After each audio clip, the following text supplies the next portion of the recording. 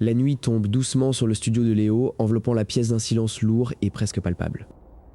Installez-vous confortablement au fond de votre lit, car les récits de ce soir risquent d'ébranler vos certitudes les plus profondes. Depuis des années, vous me partagez vos expériences les plus sombres, vos face-à-face avec l'inexplicable et l'effroi. J'ai sélectionné 5 témoignages précis parmi des centaines de courriels reçus ces derniers mois.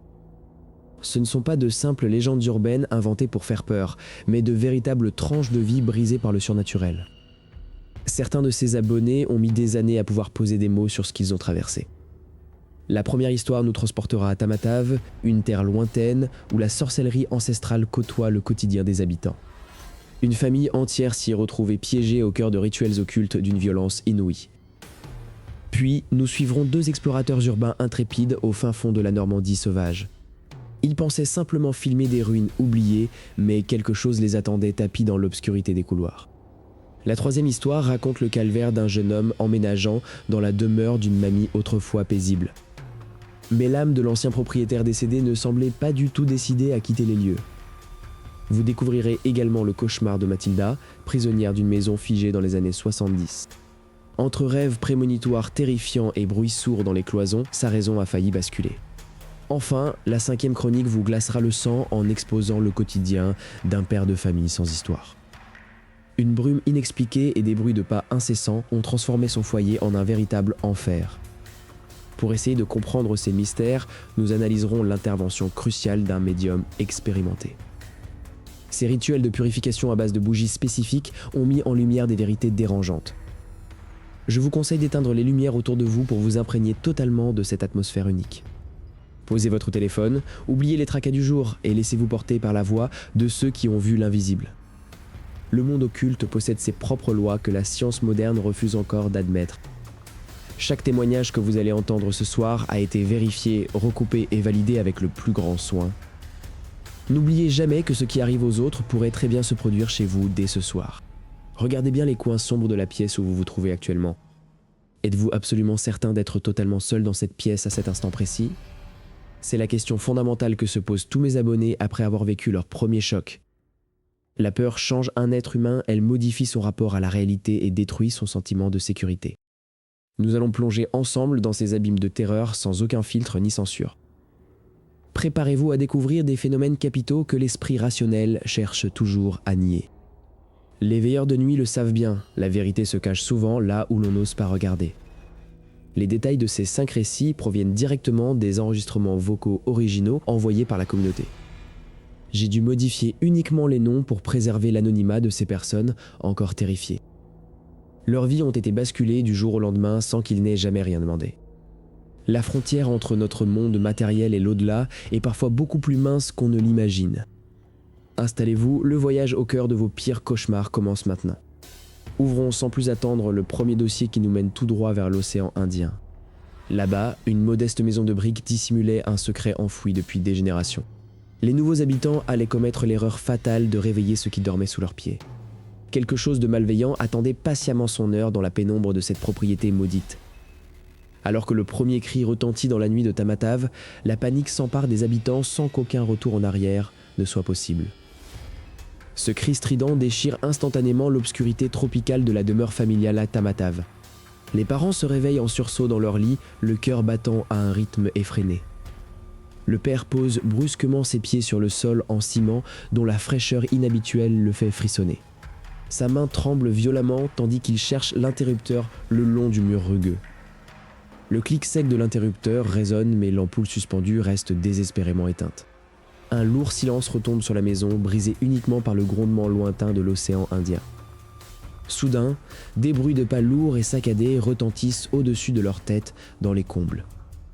Les enfants, terrifiés, se glissent hors de leur chambre pour rejoindre le couloir central.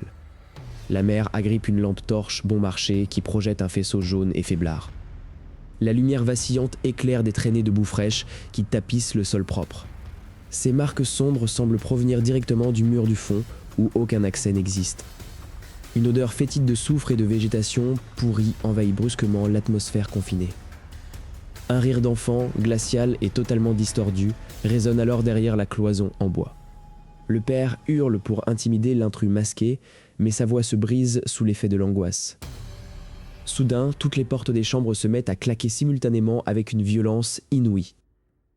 Les enfants se jettent à genoux en pleurant, les mains pressées sur leurs oreilles douloureuses. Le vent se lève à l'extérieur, faisant gémir la tôle ondulée du toit de la maison. La famille se regroupe dans le salon, cherchant désespérément une explication rationnelle à ce cauchemar. C'est alors que les meubles en bois massifs commencent à vibrer doucement sur le sol. Une lourde chaise en rotin s'élève d'un coup dans les airs avant d'être projetée contre la cloison. La mère commence à réciter des prières ancestrales à voix haute pour chasser la mauvaise fortune. Les prières semblent n'avoir aucun effet sur la force invisible qui s'acharne sur les lieux. Le grand-père, resté silencieux jusqu'ici, évoque alors une vieille malédiction liée au terrain. Il raconte que l'ancienne propriétaire pratiquait des rituels occultes secrets juste avant sa disparition. Des talismans interdits et des fétiches de terre cuite seraient enfouis sous les fondations mêmes. Intrigué et terrifié, le père décide d'inspecter la trappe oubliée située sous le tapis usé. La trappe résiste, bloquée par des années d'abandon et une étrange pellicule de cire noire. Dans un ultime effort désespéré, le bois cède enfin dans un craquement sinistre. Une vague d'air glacé et fétide s'échappe instantanément de la cavité béante. Le faisceau de la lampe descend lentement dans les profondeurs de ce vide souterrain.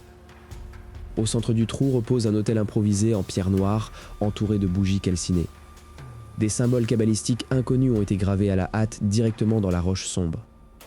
C'est alors que les bougies éteintes s'enflamment subitement toutes seules d'une lueur violette. Le père recule vivement, lâchant sa lampe qui se brise sur le rebord de la trappe. La pièce principale se retrouve alors plongée dans la seule clarté malsaine venant du sous-sol. Les ombres de la famille se déforment sur les murs, prenant des apparences monstrueuses. La panique atteint son paroxysme alors que le sol commence à trembler violemment sous leurs pieds. Une silhouette humanoïde faite de pure fumée noire commence à s'élever lentement de la trappe. La créature ténébreuse tourne son regard invisible vers les enfants terrifiés qui hurlent de peur. Alors que l'entité immonde étend ses bras de brume vers le plus jeune enfant, les murs commencent à se fissurer. Laissant derrière nous les terreurs étouffantes de Tamatave, nous changeons radicalement de décor pour nous envoler vers la fraîcheur brumeuse de la Normandie. C'est ici que deux amis de longue date, passionnés d'exploration urbaine, s'apprêtent à vivre la nuit la plus longue de leur existence. Julien et Thomas cherchent depuis des mois un lieu totalement vierge de toute visite touristique ou vandalisme. Leurs recherches les mènent finalement devant les grilles rouillées d'un immense domaine abandonné depuis les années 80.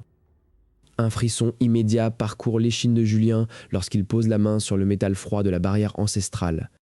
Thomas, plus pragmatique, pousse doucement le battant qui gémit de toutes ses forces dans le silence de la forêt.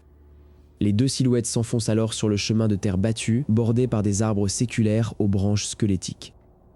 L'air ambiant semble soudainement s'épaissir à mesure qu'ils approchent de la structure principale cachée par la végétation.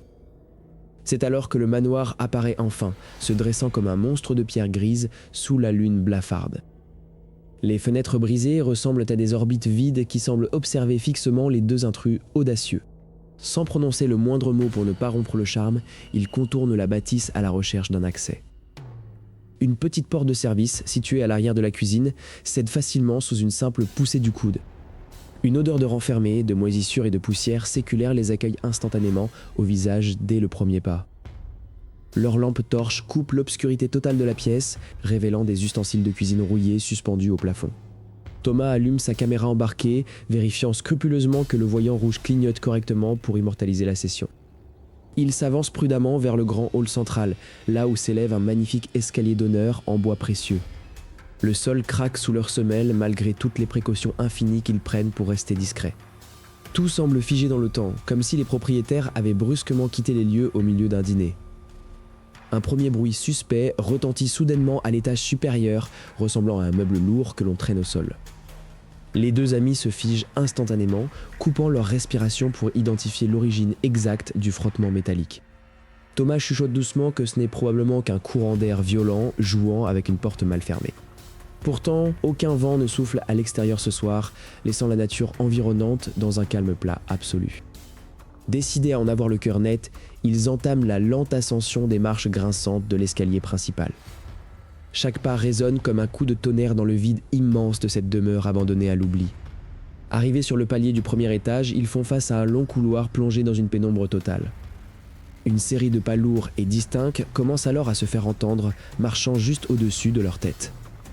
Le rythme de la marche est régulier, lourd, évoquant la présence indéniable d'une personne arpentant le second étage.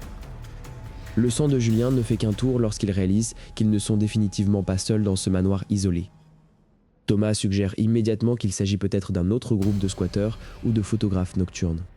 Il lance alors un appel à haute voix dans le couloir, demandant s'il y a quelqu'un là-haut. Pour toute réponse, un silence de mort retombe instantanément sur la demeure, interrompant brusquement les bruits de pas. L'attente insoutenable dure plusieurs minutes, durant lesquelles le sifflement du silence devient presque douloureux pour leurs oreilles.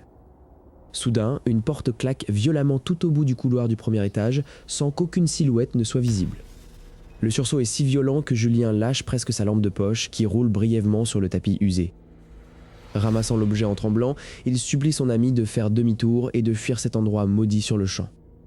Mais Thomas, aveuglé par la curiosité et l'adrénaline, refuse d'abandonner l'exploration sans comprendre le phénomène. Il s'avance seul vers la mystérieuse porte close, sa caméra enregistrant la moindre variation de lumière. Une baisse de température soudaine et glaciale enveloppe le jeune homme à mesure qu'il réduit la distance. Sa main s'approche doucement de la poignée en cuivre terni qui semble vibrer sous l'effet d'une force invisible. Alors qu'il s'apprête enfin à tourner le loquet pour révéler le secret de la pièce, un hurlement inhumain déchire l'obscurité derrière lui. Après les hurlements de cette exploration normande, l'esprit humain cherche désespérément la sécurité d'un foyer chaleureux. C'est exactement ce que pensait trouver Lucas en rendant visite à sa grand-mère dans sa nouvelle acquisition. La vieille dame avait acheté cette bâtisse isolée seulement quelques semaines après le décès mystérieux de l'ancien propriétaire. Dès le passage du seuil, Lucas ressentit une lourdeur inexplicable peser lourdement sur ses épaules. L'air ambiant portait une odeur persistante de cire d'abeille mêlée à une pointe subtile de poussière froide. Sa mamie l'accueillit pourtant avec son sourire le plus réconfortant au milieu du salon encombré de cartons. Elle semblait tellement heureuse de ce nouveau départ que le jeune homme préféra taire ses premières mauvaises impressions. Après un dîner simple partagé dans la petite cuisine, l'heure d'aller se coucher arriva rapidement. Sa grand-mère lui indiqua la chambre d'amis située à l'étage supérieur, tout au bout du couloir sombre. Lucas monta chaque marche en entendant le vieux bois gémir bruyamment sous chacun de ses pas prudents. Une sensation tenace d'être observé par derrière le fit presser le pas sans qu'il ose se retourner. La chambre d'amis possédait un lit ancien et une lourde armoire en chêne qui occupait tout un pan de mur. Il s'installa sous les couvertures épaisses et éteignit la petite lampe de chevet pour essayer de s'endormir. Le silence de la campagne s'installa, interrompu uniquement par les craquements normaux de la structure de la maison. Vers 2 heures du matin, un bruit distinct et totalement anormal le tira soudainement de sa torpeur. C'était le son métallique et sec d'une clé que l'on tourne lentement dans une serrure rouillée. Lucas retint immédiatement sa respiration, tous ses sens instantanément focalisés sur la porte de la chambre. La poignée en laiton commença à s'abaisser millimètre par millimètre dans une lenteur insoutenable. La porte s'entr'ouvrit sur un espace noir, mais personne ne se tenait visiblement dans l'encadrement. Pourtant, le jeune homme entendit distinctement le frôlement d'un vêtement lourd contre le tapis de la pièce. Quelque chose d'invisible venait de pénétrer à l'intérieur de la pièce et se dirigeait maintenant vers son lit. Une baisse de température soudaine et glaciale saisit Lucas au point que son souffle se transforma en buée. Pris d'une panique incontrôlable, il allongea le bras à tâtons pour tenter de rallumer sa lampe de chevet. Ses doigts tremblants heurtèrent finalement l'interrupteur, mais la pièce resta désespérément plongée dans le noir. C'est alors qu'il perçut un gémissement sourd et râleur s'élever du fond de la grande armoire en chêne. Les portes du meuble commencèrent à trembler violemment comme si quelqu'un piégé à l'intérieur cherchait à sortir. Lucas se recroquevilla en position fétale, bouchant ses oreilles pour ne plus entendre ce vacarme cauchemardesque. Puis, de manière totalement abrupte, tout bruit cessa et une lourde chape de silence retomba sur la pièce. Le jeune homme passa le reste de la nuit éveillé, fixant sans relâche les moindres recoins sombres du plafond. Dès les premiers rayons du soleil, il descendit 4 à 4 les escaliers pour retrouver sa grand-mère. Elle préparait calmement le café et parut surprise de voir son petit-fils dans un tel état de pâleur. Hésitant, Lucas lui raconta point par point les bruits étranges et l'ouverture terrifiante de la garde-robe. Le visage de la vieille dame se décomposa lentement alors qu'elle écoutait sagement le récit terrifiant. Elle lui avoua alors un détail macabre que l'agent immobilier lui avait caché lors de la signature de la vente. L'ancien propriétaire n'était pas mort de vieillesse dans son sommeil, mais s'était pendu à l'intérieur de cette armoire. Un frisson d'horreur pure traversa toutes les chines de Lucas en comprenant l'origine de l'activité paranormale. Il supplia sa grand-mère de quitter immédiatement cette maison maudite avant que le pire ne se produise. Mais elle refusa obstinément, prétextant qu'elle avait investi toutes ses économies d'une vie dans ce projet immobilier. C'est à cet instant précis qu'un immense fracas retentit directement au-dessus de leur tête, faisant trembler le lustre. Quelque chose de lourd venait d'être violemment projeté contre le sol de la chambre d'amis à l'étage.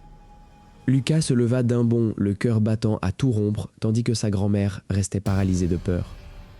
Des bruits de pas précipités et lourds commencèrent à traverser frénétiquement tout le couloir supérieur. Sans réfléchir, le jeune homme attrapa le bras de son aïeul pour la forcer à sortir à l'extérieur. Alors qu'il franchissait la porte arrière, la voix rauque d'un vieil homme résonna distinctement dans toute la maison vide.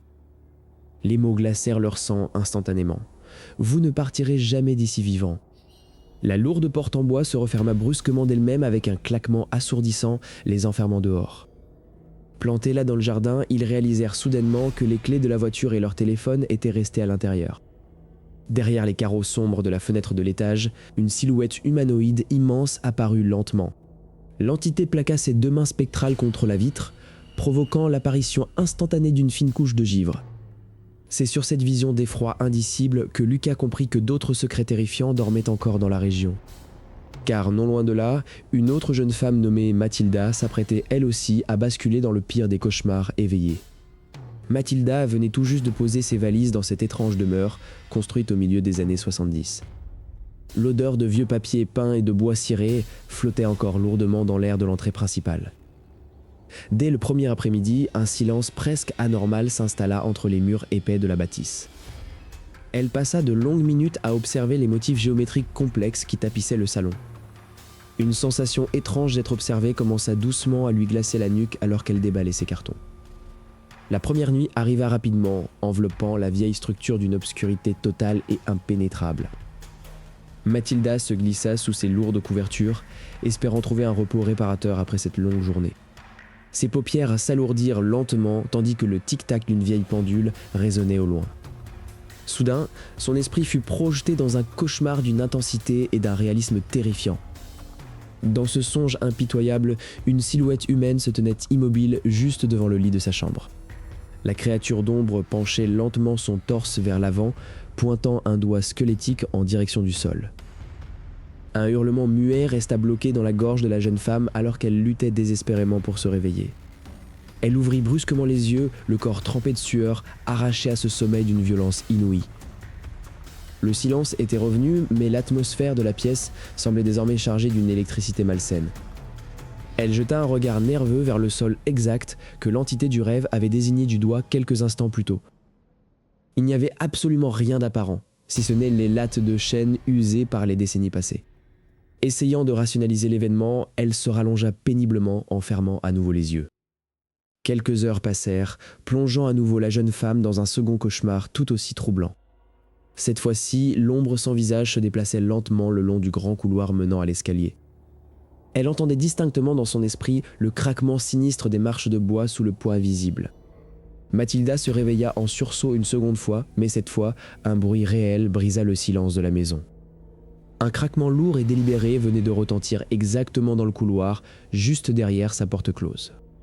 Elle retint sa respiration pendant de longues secondes, espérant qu'il ne s'agissait que du travail de la vieille charpente. Un deuxième pas retentit, suivi immédiatement d'un troisième, se rapprochant inexorablement de sa chambre.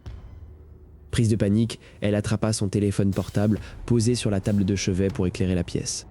L'écran affichait précisément 4h33 du matin, une heure particulièrement redoutée. Les bruits de pas s'arrêtèrent net juste derrière le panneau de bois de sa porte d'entrée de chambre. Mathilda crut alors distinguer le son subtil d'une respiration lourde et saccadée filtrant à travers la fente. Elle se figea comme une statue, craignant que le moindre mouvement de sa part ne provoque une intrusion. Après de longues minutes d'un suspense insoutenable, le silence de mort reprit possession des lieux. Le lendemain matin, les rayons blafards du soleil révélèrent un salon baigné d'une atmosphère toujours aussi pesante. Elle décida d'inspecter minutieusement le couloir extérieur pour y chercher des traces de pas ou des indices. Mais le vieux tapis orange ne portait aucune marque physique distinctive de passage récent. C'est alors qu'elle remarqua une étrange traînée de poussière accumulée près de la porte de la cave. Cette porte était fermée par un lourd verrou rouillé qui semblait n'avoir jamais été ouvert depuis des années. Le malaise grandissait en elle, car les cauchemars de la nuit précédente semblaient tous converger vers ce point.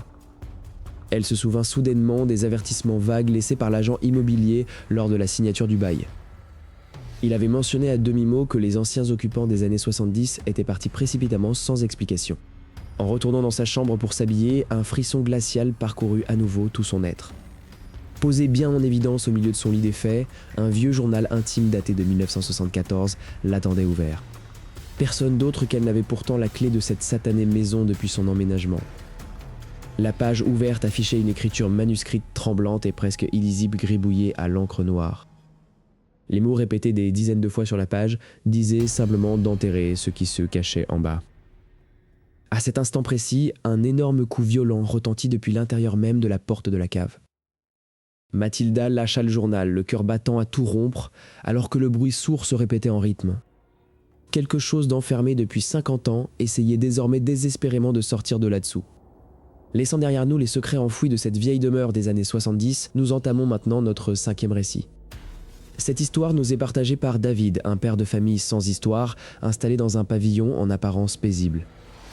Tout a commencé un mardi soir d'automne, alors que ses enfants dormaient profondément à l'étage supérieur. David lisait tranquillement dans le salon, profitant du calme rare de la fin de journée. Soudain, un craquement distinct retentit juste au-dessus de sa tête, brisant le silence de la pièce. Il attribua d'abord ce bruit aux vieilles poutres en bois qui travaillaient avec les changements de température. Mais le craquement initial se transforma rapidement en une série de pas lourds et mesurés. Quelqu'un marchait lentement d'un bout à l'autre du couloir du premier étage.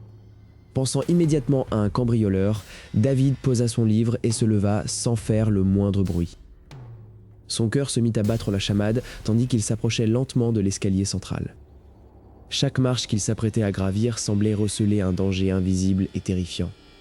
Les bruits de pas au-dessus cessèrent brusquement au moment exact où son pied toucha le bois. Un silence lourd, presque étouffant, s'installa instantanément dans toute la maison. Il inspecta soigneusement toutes les chambres de l'étage, mais trouva ses enfants profondément endormis. Rassuré mais perplexe, il redescendit, pensant avoir été victime d'une simple illusion auditive. Le lendemain soir, cependant, le phénomène se reproduisit avec une intensité bien plus troublante. Cette fois, les bruits ne provenaient pas du plafond, mais du couloir menant directement à la cuisine. David entendit distinctement le frottement de pieds nus traînant sur le carrelage froid. Il se retourna brusquement, s'attendant à voir surgir une silhouette humaine de l'obscurité. À sa grande surprise, le couloir était totalement vide, baigné dans une pénombre immobile.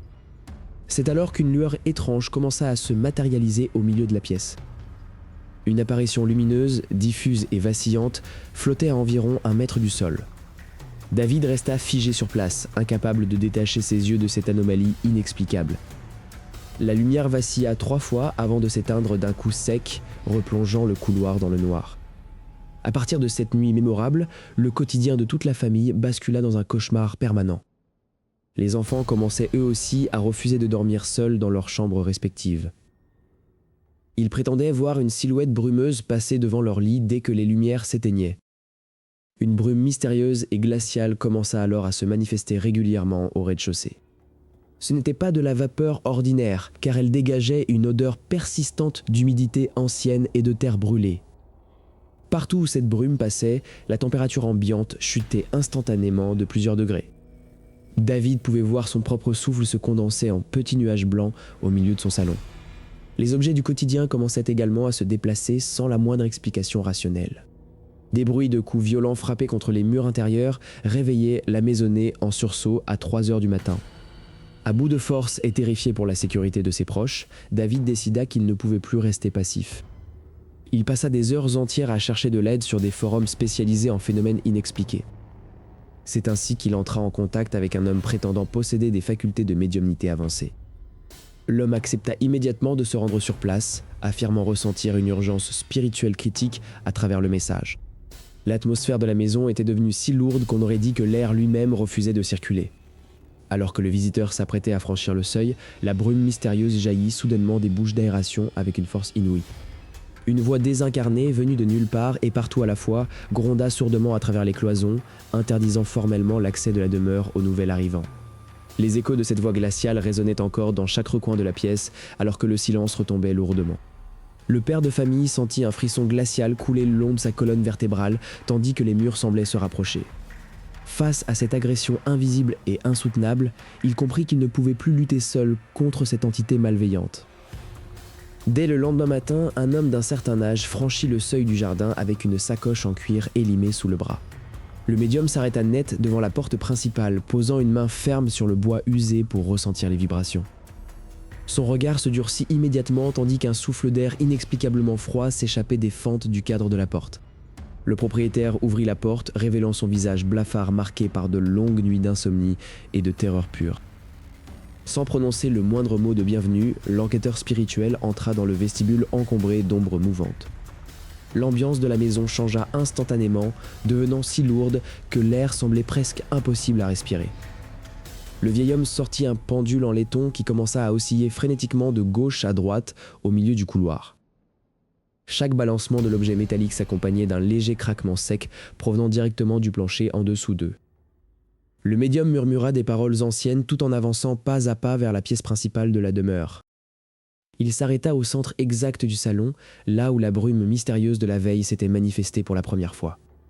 Une tristesse infinie mêlée d'une colère sourde émanait des murs, comme si la maison elle-même souffrait d'un mal secret. L'expert ferma doucement les yeux, se connectant aux énergies invisibles qui saturaient l'espace environnant depuis des décennies.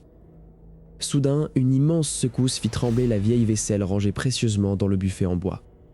Le vieil homme rouvrit les yeux et déclara d'une voix ferme qu'un esprit extrêmement contrarié refusait de quitter les lieux.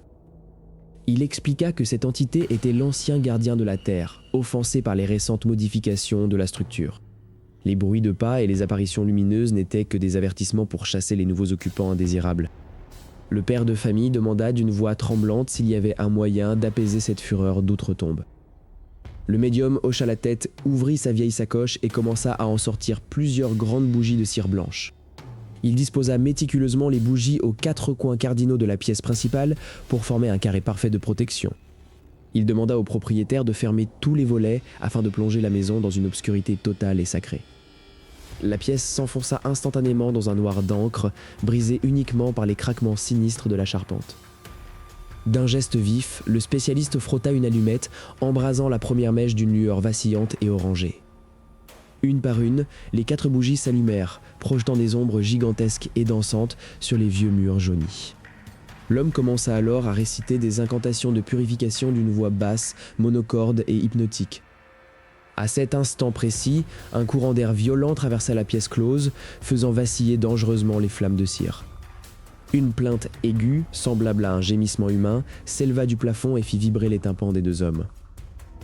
Ne vous laissez pas déstabiliser par ces provocations, ordonna fermement l'expert sans jamais interrompre son rituel. La température chuta brutalement, transformant le souffle des occupants en une buée blanche visible sous la lueur des bougies. Une silhouette sombre commença à se matérialiser lentement au-dessus du sol, juste au-delà du périmètre de sécurité. Le médium saisit une fiole d'huile sacrée et versa quelques gouttes dorées sur le sol devant lui.